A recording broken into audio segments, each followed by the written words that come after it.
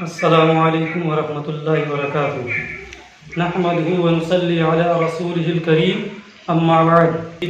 بسم اللہ الرحمن الرحیم۔ محترم حضرات، بزرگوں اور دوستوں اور میرے دینی بھائیوں، آج دنیا کے اندر جو کچھ ہم دیکھ رہے ہیں اور جتنی بھی دینی مدارس ہیں اور تنظیمیں ہیں اور مبلغین ہیں دعوت و تبلیغ کا کام کر رہے ہیں، تو اس کا جس طریقے سے فائدہ ہونا چاہیے اس طریقے سے فائدہ نہیں ہو رہا ہے۔ اس کی جو سب سے بڑی وجہ ہمارے سمجھ میں آ رہی ہے وہ یہ ہے کہ اللہ رب العزت ارشاد فرماتے ہیں سورہ مائدہ کی آیت نمبر 120 رکوع نمبر 16 میں، یا ایھا الذین آمنوا علیکم انفسکم، اے ایمان والو تم اپنی فکر رکھو، لا یضرکم من ضل اذا اہتدیتم، تو کچھ نہ بگاڑ سکیں گے وہ لوگ جو گمراہ ہیں جب تم راہ پر ہو۔ تو اس آیت کے اندر یہ اللہ تعالیٰ فرما رہے ہیں کہ تمہاری ساری کوشش اور ساری تبلیغ اور امر بالمعروف اور نہی عن المنکر کے باوجود اگر کوئی شخص گمراہ رہتا ہے تو اس کا تم پر کوئی وبال نہیں۔ اے ایمان والو تم اپنی فکر کرو، اپنی جانوں کی فکر کرو، اپنے آپ کی خبر لو، اپنی طرف توجہ دو، اپنی اصلاح کی فکر کرو۔ اگر تم ایسا کرو گے تو لا یضرکم من ضل اذا اہتدیتم، تو جو لوگ راہ راست سے بھٹک گئے، یہ جو مسلمان نہیں ہیں، تو ان کا بھٹکنا تمہارے لیے نقصان دہ نہیں ہوگا۔ تو ہم کو کیا کرنا ہے کہ ہمارے اخلاق درست ہو جائیں، ہمارے عقائد درست ہو جائیں، تو ہم کو پہلے اپنی فکر کرنا ہے۔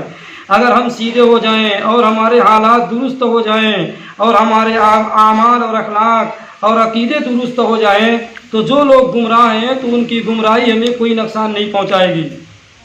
اور آج کیا ہو رہا ہے کہ جب بھی کوئی تنظیم، کوئی دینی ادارہ میدان میں آتے ہیں تو سب سے پہلے وہ یہ سمجھتے ہیں کہ وہ دوسروں کے لیے گویا کی تبلیغ کرتے ہیں، اپنی اصلاح کی فکر نہیں کرتے۔ اس لیے آج ضرورت ہم کو ہے کہ ہم اپنے گریبان میں منہ ڈال کر دیکھیں کہ ہم کدھر جا رہے ہیں، ہم کو کیا کرنا چاہیے۔ میں سب سے پہلے اپنے آپ کو مخاطب کرتا ہوں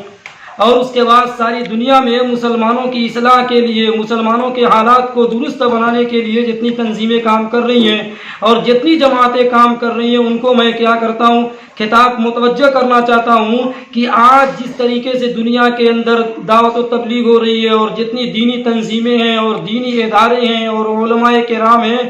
اس سے پہلے تاریخ اسلام میں کبھی بھی نہیں رہے۔ کبھی بھی اتنی بڑی تعداد میں دین کا کام نہیں ہو رہا تھا۔ اتنی بڑی تعداد جماعتوں اور انجمنوں کے باوجود